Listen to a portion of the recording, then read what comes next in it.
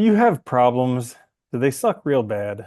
Well, you're in luck because today's episode we are taking a look at the origin of problems. This is the Existential Stoic podcast. I'm Randy. That's Danny. What's going on, Danny? What's up, Randy? Yeah, so we were thinking about episodes because nobody submitted an idea for an episode this week, Man. and it's all everyone listening's fault. No, I'm just kidding. But basically, we are open to ideas that you have for episodes. So if you have any ideas for episodes you'd like to hear, you can post in the comments. You can send us an email in the show notes. So we would be more than happy to do episodes, answer questions you might have, all that fun stuff. Now, Yeah, I like answering direct questions. It's nice. it is cool. It gives it kind of like a back and forth type of feeling to the Yeah. episodes. So today we're talking about the origin of problems because, I keep getting deceived into this happily ever after type of thing where I think one of these days I'm going to solve all my problems and not have any more. You know, I was thinking about that. It is funny how you don't, I mean, you don't realize it obviously when you're younger because it makes sense. You're in the process of growing up, but like so much of the issues with how we sort of interpret the world stems from stuff we picked up when we're younger and stuff we're sort of fed every day from around us, like socialization, social conditioning, right? Like all these movies we see, and they're great, right? Like even not just kids' movies, you always have like the thing of Disney and stuff. There's always that happily ever after, right? Literally. Like they meet and that's it. Everything's great after that, you assume. But even in like romantic comedies, even like most action movies, there's a point at which like the audience is left to assume that everything worked out and everybody's good. And that's not really an accurate picture of life.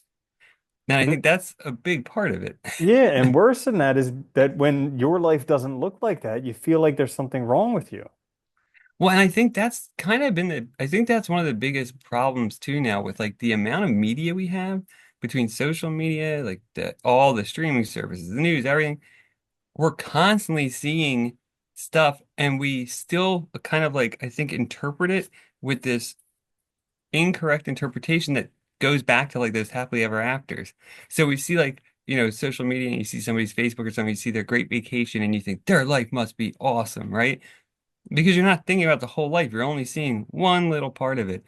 And I think that it really is like it's interesting how much I think that has like just messed up our ability to like have a real, I don't know, like a real sense of our lives and what to expect, expectations. Hmm. Because problems have And always been there, right? I mean, like you can't. There's always gonna be. I mean, that's what we're problem solvers. I mean, that's what but it's like we do. easy to look at those examples, like the social media things, and you see these celebrities and whatever doing whatever, and you're like, oh, if only I had money, then all of my problems would Yeah, disappear. Or if only I had that car or that house or that partner, then all my problems would be gone. And I get suckered in this thing all the time because I make myself miserable that I don't have these things, and then, I yeah. think one I day do I'll that be happy. too. Especially when like it's particularly bad when I'm in like when I'm already in like a mood, like when you're already like tired or something or already feeling depressed, like it gets really bad. But yeah, it's easy. I think it's really easy and really problematic. But when we're not feeling good, to quickly find things to blame. And Yeah. it's always these simple things like, oh, it's money. And money's an easy one. Yeah. I mean, if you don't have enough money, it's hard, granted. But that's not going to suddenly make everything better. It's not going to change you as a person. It's not going to change your situation. It's not It's going to just change going to anything. change what your problems are. Like, Yeah, no longer exactly. is buying things a problem, but guess what? Relationships are problems, work is a Yeah, problem, your everything. legacy is a problem, keeping your money and not going broke is a problem, all these different things. And it But always cracks me that we made things so hard yeah, because it's just all us. I mean, yeah. I'm happy that you touched on when you're not feeling good, how it can get so much worse. Because you know how they say there's like that they say like when you're hungry, angry, lonely, or tired to yeah. like whatever. Well, I actually was thinking about it because also when you're in pain, it can make you feel worse. And so if you put the P at the beginning of halt, then it spells fault, like the cool funky way with PH. So Oh, it's not nice. your fault if you're miserable if have any of those things going on. And It is true I've though. been thinking about that recently because like when I get down, I used to beat myself up a lot, and I still do a pretty darn good job of beating myself up. But I'm also practicing catching myself doing it and seeing if I'm in pain, hungry, angry, lonely, tired. And even if I'm not, just being like, hey, you know what? Yeah. In a week, if I get 5 good days and 2 bad days, that's great. So this must be one of the bad days, and just not beating myself up about it. No, it is good. Like letting yourself have that opportunity to have a bad day, right? And not I do the same thing too. It's hard. But catching I notice I can catch myself faster now, which is good. But I think it's also I don't know, I was thinking about that the other day. Like I think it's also because when we are any of those things are affecting us, you're in pain, you're tired, hungry, whatever, right? Your your energy levels are already lowered. So like your ability to like I always think of like your ability to handle more stuff has been dramatically reduced because you don't have the energy to do it, right? Like, especially like think if you're in pain or you're really tired, everything is hard, right? Because you just don't have the energy. Like you're using energy to already deal with the pain or you're already exhausted and low on, energy. And so anything that comes up then or anything you think is going to seem insurmountable, even though on a normal day when you're not feeling like that, probably isn't that. I mean, it might still be difficult, but it's not going to be that insurmountable, right?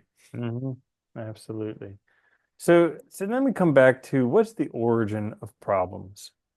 And yeah, I was thinking about it because I there was this book that I was reading, uh, and it was talking about all you have to do is accept all that is unacceptable.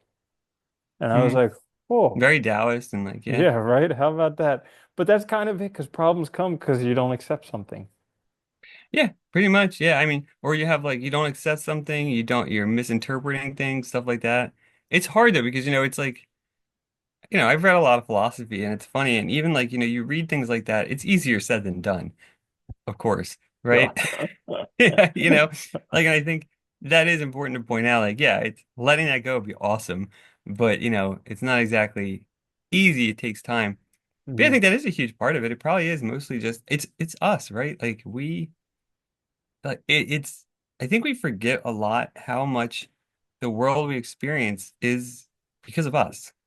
Yeah. It's because of our mental state. It's because of our feelings. It's because of the way we're thinking that we're seeing the world a certain way and interpreting a certain way. Because think about it, like otherwise, how would it be possible that you can have a really great day, everything seems awesome, and then like a month later have a really bad day, but when nothing ostensibly has changed in your life, right? Like you're still in the same area geographically, you probably still make the same money, you still know the same people, you're still doing the same routine. Like, so why is it that that one day is interpreted so much worse than the other?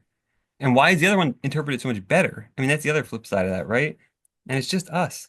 It's just our brains. And I think if we realize that, and it's just like I think, the existentialist ones like Camus and Myth of Sisyphus all about this, right? Our power of interpretation is really, really powerful. I mean, we can do almost anything with it and change things dramatically just by reinterpreting them. Yeah. I like what you said there. It's part of being human. Like as humans, we get to have problems. We make mistakes all the time. But I was also thinking about how you were talking about like why some days it's good and some days it's bad. And it's kind of like, because as humans, we try and maintain this like homeostasis, this like golden mean. And so when we Yeah. go too far away from the mean, it's painful or problematic. Or if we go too far in the other direction, painful or problematic. So maybe the problems exist to kind of help keep us on the tight and narrow. No, it's funny you say golden mean too, because that's like what Aristotle says about virtue, right? Like the reason we should be virtuous, or one of the main benefits from it, is that we get a balanced state, right? You have balanced character. And so you're better equipped to deal with the regular ups and downs of life. Like he knew that like, life is even if you're a wise person, even if you're completely virtuous, people are still going to die. Things are still going to happen, mountain might still explode with a volcano, whatever, right? Things are still going to occur. And so, but if you have virtue, if you have strong character, you're going to be more equipped to deal with that in a level way. Right, and not be thrown to those extremes where I think most of us are thrown to the extremes, right? We're either wildly happy or wildly depressed. And that middle state, I think that's the other, maybe it's because we also look for we look for the extreme of happiness, I think, because I think a lot of us interpret happiness as that more extreme state when really it probably shouldn't be. That might be like maybe a problematic state, like equivalent to, almost like depression, right? Where like you have these extremes. And so really more of a balanced kind of middle would be better of an interpretation, if that makes sense. It does make sense. And I was thinking about this week, this like concept of perspective, because maybe we have these problems because we're so focused on our life. Like Yeah. I was contemplating like, young kids who join the military and they go like literally risk their lives for a president that they may not even enjoy or a ruler they may not even like. And so I was looking For at that. values they might not even agree with. Like, Yeah. you And I was know, looking at that and I was like, what could possibly make someone okay with doing that? And I was like, well, maybe if they don't think, because we're so like closed down that we think that our time frame is only our life or whatever is going on today or this moment. But like if we kind of zoom out to like all of the history of humanity or of the universe or of all of that stuff, then really whether you die or don't die today is kind of inconsequential because in the grand scheme of things, you've been dead for 99.99999% of the yeah. history of the Yeah. everything. So it's maybe we just, we take life too seriously. I think we do. Isn't that the bitch of it though? Because it's like that's the other problem, right? If you kind of like pull yourself back from like that perspective of like the cosmos and stuff, nothing means anything. Humanity means nothing, right? I mean, like we're eventually the sun's gonna explode, all of this universe is gonna go away, like everything, right? So you can't find meaning there. And this was Camus' point, right? Like we always want to know what the purpose and meaning of life is, but we ask the world and the universe is always silent. And it won't say anything, right? It's not going to respond. But then when you come down to the narrow perspective, like you were saying, of our lives, everything has this like crazy importance because, and I think you're right, it's just this perspective, right? That we can't see ourselves from that broad perspective all the time. And it would be hard probably to live like that all the time. And then in the narrow perspective, everything takes its immediate importance because it seems like everything has a consequence that's directly affecting us. Yeah. Kind of off topic, but I was so like we've both read The Expanse. I'm on I think like the second Yeah, to last book right now. nice. And I'm not trying to spoil it, but there's a part where, basically this whole galaxy just is vaporized, gone. And Yeah. instantaneously. And I was thinking like, man, how do you go on live like because at least my my assumption, and it could be totally wrong, but like the feeling is gonna get older and then sicker and then eventually die. But like, what happens if it's just gone like that and you don't see it coming at all? Like, how do you? I mean, I don't think you do anything. You're just gone. Yeah, You know? Yeah, it is crazy to think about that because, yeah, they do literally. The whole thing's just gone. and because that can That's a happen good to that point, can by the way, happen to to like stop the show and just do the books. yeah yeah right yeah. But I mean, it could happen to anybody. Like you could get hit by a bus that you didn't see. You could just like stroke I know, it's out just and just crazy, isn't it? yeah, and that can happen to anyone anytime. Well, what's funny is too, you don't think that when you're younger, unless like there are cases where obviously people have experiences where somebody close dies and it's young and all. But like I know, like when we were in, I remember when we were in high school, I think it was our senior class. It was during the senior class trip. Like four kids got hit by a drunk driver on their way home and died. Remember that? Hmm. That was a. I remember that was like crazy to me because that was the first time I knew anybody like close to my, my age essentially that Yeah. had died. But as you get older, that obviously gets, you see people die more often. But like, yeah, it is kind of crazy, and it can happen just like that, like where it's just like there and then not there. Hmm. And the weird thing is like you immediately realize that the world just goes on. Like, yeah, it's hard for some people for a little while, and yeah, people that loved you and all, and there's some things that happen, but those ripples, Dude, they're not that, and it's because like how there's that thing where like we're the main character in our story and everybody else is a secondary character, but in their story they're the main character. And so like those people who disappear, it's kind of like, well, they weren't main character. But what Yeah, happens when it's the main character? well, exactly, right? It's somebody else's story, then somebody else picks up that Somebody else is takes that like, role. I don't care. Well, it's like look at like people like idolize these ultra wealthy people. Look at Steve Jobs, dude. He got he died. There was a biography. There was a lot of talk for like a few weeks, and then I haven't heard about him at all. And no one has. No one cares about him anymore, right? We moved on. And the generations now that are younger, they don't know him. He wasn't that guy that made the iPhone. He wasn't the guy that created the iPod, and changed all this stuff. So for them, he's just history, right? He's That's like, crazy.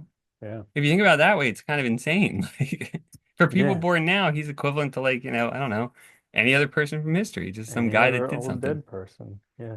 Yeah. Jeez. So problems come about because we're human, and Yeah. guess what? You're never gonna get rid of them. I think because maybe we expect, like you said, we expect too much. We expect this. this shit to mean more than it should mean, or than it actually means, or to matter more than it actually matters. And Hmm. maybe we just need to back off a little. Yeah. It's crazy because I was looking at like problems that I have, and I'm just like I'm always struggling to get rid of problems. Yeah. Like there's this part of the meditations where Marcus Aurelius is like, when are you ever going to be satisfied? And I look at that to myself. I'm just like, when am I ever going to be satisfied? Because I'm always trying to get rid of these problems, and as soon as one goes, another 10 take its place. But you know, it's a double-edged type thing because I think on the one hand, yeah, it sucks. And I feel the same way, right? You're always trying to get rid of these problems. You're always trying to get to this point where you don't have any problems that can't exist, obviously. But at the other hand, they're also motivating, right? They also cause us to do new things. They make us create things. Problems are a motivation for changing things in our world, in our lives, right? To make things better. Usually our problems are things that we want to change because it's going to improve something, or at least we think it will. Whether it will or actually not is debatable, but right? So I think there is that side of it where like, suffering and problems are also, I mean, Nietzsche talks about this a lot, that we should reinterpret suffering not as negative, but as positive because it's an opportunity to overcome ourselves and to be something more. Ah, that's a And good yeah, it point. sucks, but it's not to say it's still not hard, but it's a way to like, yeah, make our lives Yeah. better. Yeah, it's kind of like what David Burns says, where like, what does this problem say that's awesome about me and my values? Yeah, You know? basically, right. It's the same thing. It's this idea that, like through that we become something maybe better or closer to what we envision ourselves being, which is good. Hmm. So there you have it. That's why you have problems and why you're Yeah, always going to have problems. And if you get rid of them for even a day, pat yourself on the back because there's more a coming. pretty amazing. Yeah, all right. It happens once every like 5 or 10 years where I'll be problem free for a couple of days and I'm like, I finally solved it, and then it just gets smacked by another one. Isn't that crazy when you have like those, like you have a few days that are like really good and you're like, Yeah. this is awesome. This is how This it's is gonna be this now is forever. finally what I've been working for. Yeah. Right. All right. Well, anyways, this has been another episode of the Existential Stoic podcast. We would love to make this more interactive. We can always come up with topic ideas, but if you guys have any ideas that you want to see as episodes on the Existential Stoic podcast, if you have any questions, anything like that, you can post down in the comments on YouTube. You can email us. That can be found in the show notes wherever you get your podcasts. Until next time, this is the Existential Stoic podcast. I'm Randy. That's Danny. I'll see you later, Danny. Later, Randy.